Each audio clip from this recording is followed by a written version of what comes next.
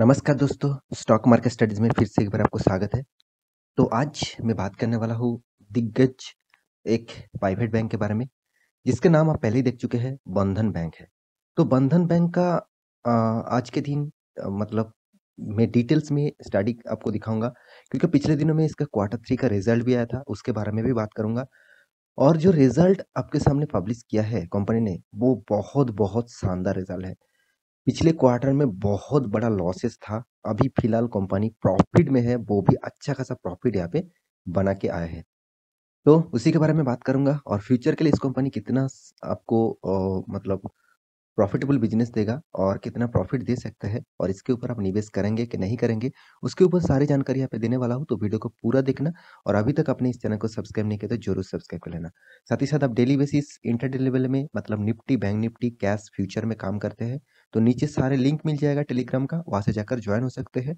और आप अभी तक डीमैट अकाउंट ओपन नहीं किया तो नीचे लिंक से अकाउंट ओपन कर सकते हैं। तो चलो फटाफट देख लेते हैं आज के स्टॉक के बारे में। तो सबसे पहले मैं चार्ट पैटर्न के ऊपर आ चुका हूँ। यहाँ पे देख सकते हैं मार्केट जो ओपन हुआ उसके बाद सेंसेक्स निफ्टी सब कुछ डाउनफॉल में गया, तो यहाँ पे भी गिरावट देखने को मिला। तो गिरावट के बाद यहाँ पे देखिए मार्केट क्लोजिंग होने के टाइम पे अच्छा खासा रिकवरी किया। मतलब यहाँ पे जो रिकवरी है करीबन मैं आपको बता दूं करीबन 2% से भी ज़्यादा रिकवरी किया। तो इस रिकवरी के पीछे सिर्फ एक ही कारण है, इसका क्वार्टर 3 का रिजल्ट। Q3 का रिजल्ट, इस Q3 रिजल्ट मार्केट क्लोज होने के बाद ही आया, मगर एक जितने सारे बड़ा इंस्टीट्यूशन है, दिग्गज जो एनालिसिस्ट है, उसको पहले से ही पता चल जाता है कि कंपनी किस तरीके से रिजल्ट पब्लिश करने वाले हैं। तो उसी का अंदाज लगा के उन्होंने जबरदस्त यहाँ पे बाइंग किया है। क्योंकि यहाँ पे मैं आपको डेटा दिखा दूँ, तो यहाँ पे देख सकते हैं 21% मतलब 22% बोल सकते हैं, पिछले दिनों में यहाँ पे डिलीवरी उठाया गया था। तो कंपनी के जो 5 दिन का चार्ट पैटर्न है, वहाँ पे तो गिरावट अब उतना ज़्यादा गिरावट नहीं देखने को मिला, जिस तरीके से सेंसेक्स और निफ्टी ने गिरावट किया है। 1 मंथ की चार्ट पैटर्न ओपन कर दूँ तो शानदार यहाँ पे परफॉर्मेंस करीबन 17% का रिटर्न। 6 मंथ के चार्ट पैटर्न ओपन कर दूँ, तो यहाँ पे 2% 2.5% तक नेगेटिविटी रिटर्न।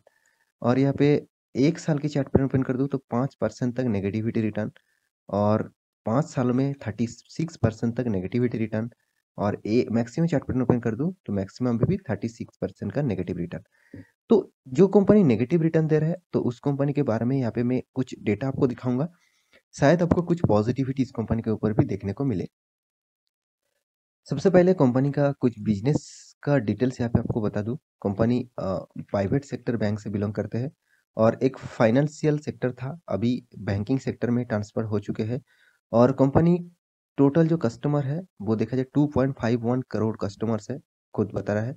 5626 बैंकिंग आउटलेट्स है, मतलब बैंकिंग ब्रांच है। और यहाँ पे देख सकते हैं जो बंधन bank is present 34 out of 36 state, मतलब 36 स्टेट्स में 34 स्टेट में इसका ब्रांचेस है। और बहुत अच्छा खासा ब्रांचेस भी यहाँ पे देखने को मिला है। तो कंपनी के पहले रिजल्ट आपको दिखा दूं, उसके बाद कंपनी के सारे डिटेल्स आपको क्लियर कर दूंगा।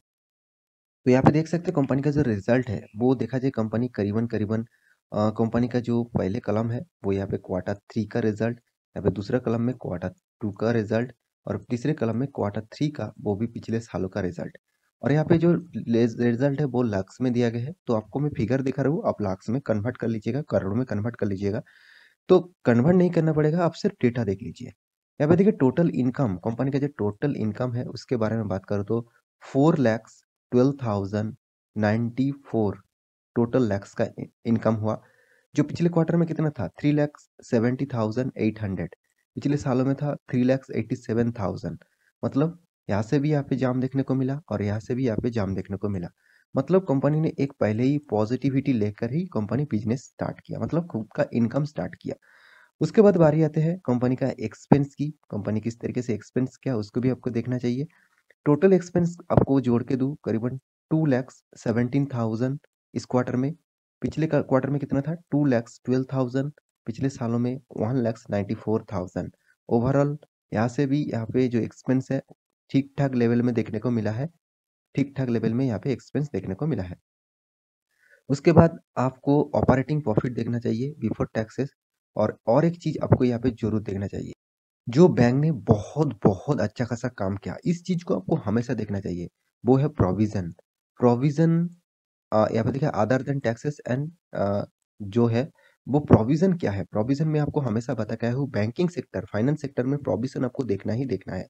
क्योंकि प्रोविजन वो चीज होते हैं कि बैंक अगर मान के चलिए मार्केट में लोन दिया है, उस लोन से कितना लोन उससे दोबारा वापस नहीं मिलेगा, मतलब लोन से इंटरेस्ट उसको नहीं मिलेगा, वो लोन डूब चुके हैं, तो उसी को बताया जाता है प्रोविजन। मतलब यहाँ पे 99% चांसेस है वो पैसा बैंक को फिर दोबारा नहीं मिलेगा।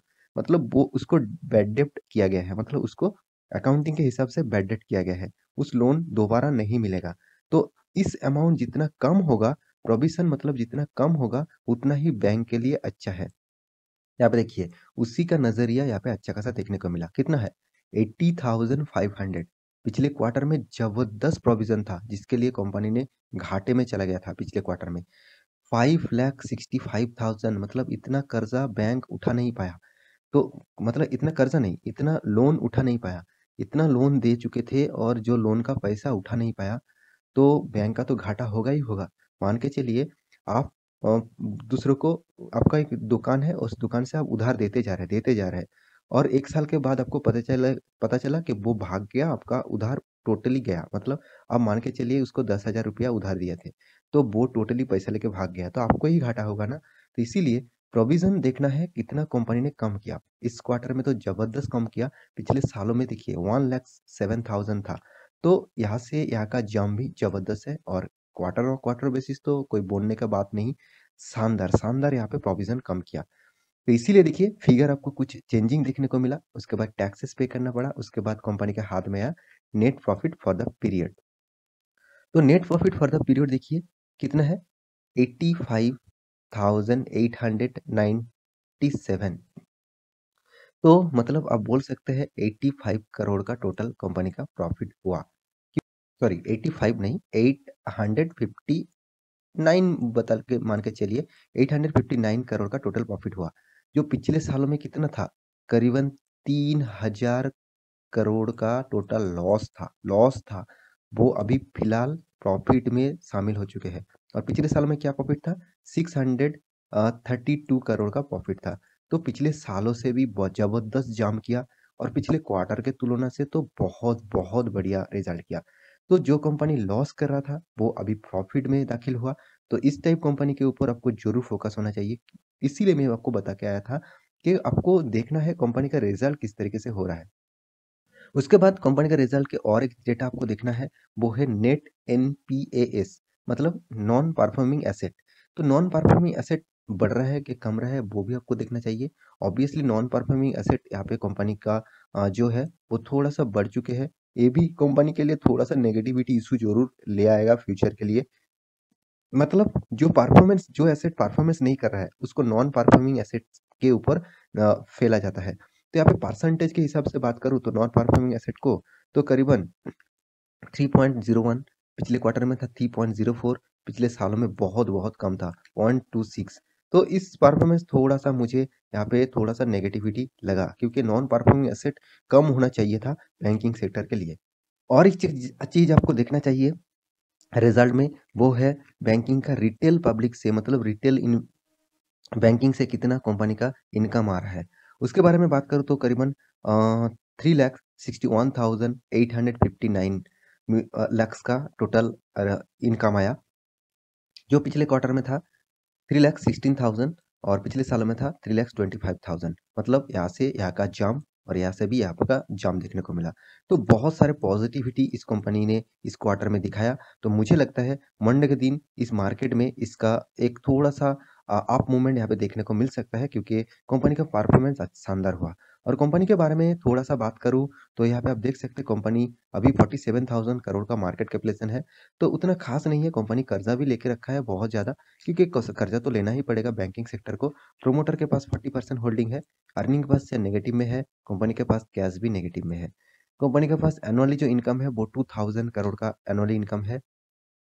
रिटर्न ऑफ कैपिटल एम्प्लॉयड और रिटर्न ऑफ इक्विटी दोनों ही अभी उतना खास नहीं लगा, एवरेज लेवल में देखने को मिला है। तो कंपनी डिविडेंड भी दे चुके हैं, कंपनी डिविडेंड येल्ड है 0.34%। तो कंपनी एक प्राइवेट बैंक सेक्टर से बिलोंग करते हैं और प्राइवेट बैंक के हिसाब से कंपनी 7 नंबर रैंकिंग में है उसका मार्केट कैपिटलाइजेशन के हिसाब से। मैं पिछले दिनों में आईडीबीआई बैंक के ऊपर वीडियो बना के दिया था, उसके ऊपर आप वीडियो नहीं देखा तो ज़रूर जाके देख लीजिए, प्लेलिस्ट में जाइए और वहाँ से आपको मिल जाएगा। तो ज़रूर इस वीडियो को देखिए, आईडीबीआई बैंक से ज़बरदस्त रिज़ल्ट आया था। तो कंपनी के सारे इन्फॉर्मेशन आपके सामने रख चुका हूँ। यहाँ पे कंपनी का साल भर के रिज़ल्ट के बारे में बात करूँ, तो साल भर में शानदार रिज़ल्ट यहाँ पे देखने को मिला। हाँ, सिर्फ 2021 में रिज़ल्ट खराब हुआ क्योंकि पिछले जो क्वार्टर था, वहाँ पे करीबन 3000 करोड़ का लॉस था। तो उस लॉस को रिकवरी करने के लिए हाँ, इस क्वार्टर में प्रॉफ़िट हुआ, तो यहाँ पे थोड़ा-सा प्रॉफ़िट का इश्यू थोड़ा-सा चेंजिंग आपको देखने को मिल सकता है।